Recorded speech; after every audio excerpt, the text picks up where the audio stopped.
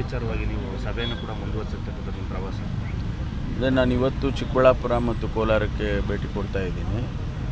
ಶನಿವಾರ 25ನೇ ತಾರೀಕು ನಾವು ಚಿತ್ರದುರ್ಗದಲ್ಲಿ ಬೆಂಗಳೂರು ವಿಭಾಗದ ಪರಿಶೀಲನೆಯನ್ನು ಮುಖ್ಯಮಂತ್ರಿಗಳು ನಾನು ಮಾಡ್ತೇವೆ. ಈಗಾಗಲೇ ಬೆಳಗಾಂ, ಗುಲ್ಬರ್ಗ ಡಿವಿಷನ್ಸ್ದು ಮಾಡ್ಕೊಂಡು ಬಂದಿದ್ದೇವೆ. ಆನಂತರ ಮೈಸೂರು ಡಿವಿಷನ್ನು ಕೂಡ ಮಾಡ್ತೇವೆ. ಪರಿಸ್ಥಿತಿ ಭಾಳ ಗಂಭೀರವಾಗಿದೆ. ಬರದ ಛಾಯೆ ಭಾಳ ದೊಡ್ಡ ಪ್ರಮಾಣದಲ್ಲಿ ಕಾಣಿಸ್ತಾ ಇದೆ. ಅದಕ್ಕೆ ನಾವು ಕೇಂದ್ರ ಸರ್ಕಾರವನ್ನು ಕೂಡ ನಮಗೆ ಸಹಾಯ ಹಸ್ತ ನೀಡಬೇಕು, ಹಣ ಕೊಡಬೇಕು ಮತ್ತು ಕೆಲವು ನಿಯಮಗಳನ್ನು ಸಡಿಲ ಮಾಡಬೇಕು ಅಂತೇಳಿ ನಾನು ಕೂಡ ಪತ್ರ ಬರೆದಿದ್ದೇನೆ ಮತ್ತು ಮಾನ್ಯ ಮುಖ್ಯಮಂತ್ರಿಗಳು ಕೂಡ ಬರೆದಿದ್ದಾರೆ. ಈಗಾಗಲೇ ನಾನು ಮಾನ್ಯ ಪ್ರಧಾನಮಂತ್ರಿಗಳಿಗೆ ಪತ್ರ ಬರೆದಿದ್ದೇನೆ. ನ್ಯಾಷನಲ್ ಡಿಸಾಸ್ಟರ್ ಅಂತ ಹೇಳಿ ನೀವು ಅದನ್ನು ಘೋಷಣೆ ಮಾಡಬೇಕು.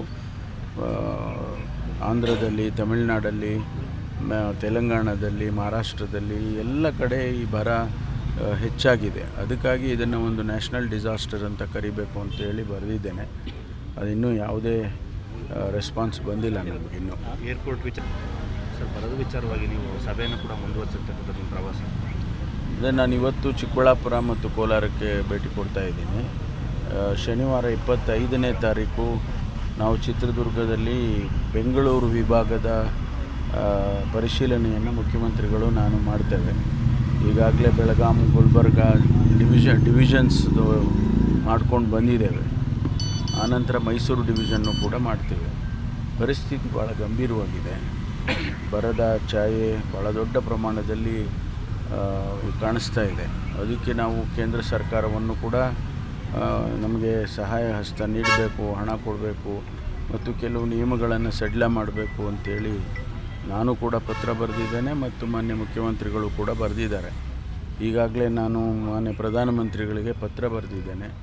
ನ್ಯಾಷನಲ್ ಡಿಸಾಸ್ಟರ್ ಅಂತ ಹೇಳಿ ನೀವು ಅದನ್ನು ಘೋಷಣೆ ಮಾಡಬೇಕು. ಆಂಧ್ರದಲ್ಲಿ, ತಮಿಳುನಾಡಲ್ಲಿ, ತೆಲಂಗಾಣದಲ್ಲಿ, ಮಹಾರಾಷ್ಟ್ರದಲ್ಲಿ ಎಲ್ಲ ಕಡೆ ಈ ಬರ ಹೆಚ್ಚಾಗಿದೆ. ಅದಕ್ಕಾಗಿ ಇದನ್ನು ಒಂದು ನ್ಯಾಷನಲ್ ಡಿಸಾಸ್ಟರ್ ಅಂತ ಕರಿಬೇಕು ಅಂತೇಳಿ ಬರೆದಿದ್ದೇನೆ.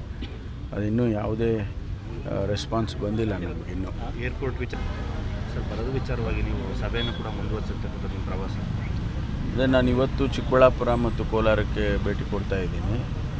ಶನಿವಾರ 25ನೇ ತಾರೀಕು ನಾವು ಚಿತ್ರದುರ್ಗದಲ್ಲಿ ಬೆಂಗಳೂರು ವಿಭಾಗದ ಪರಿಶೀಲನೆಯನ್ನು ಮುಖ್ಯಮಂತ್ರಿಗಳು ನಾನು ಮಾಡ್ತೇವೆ.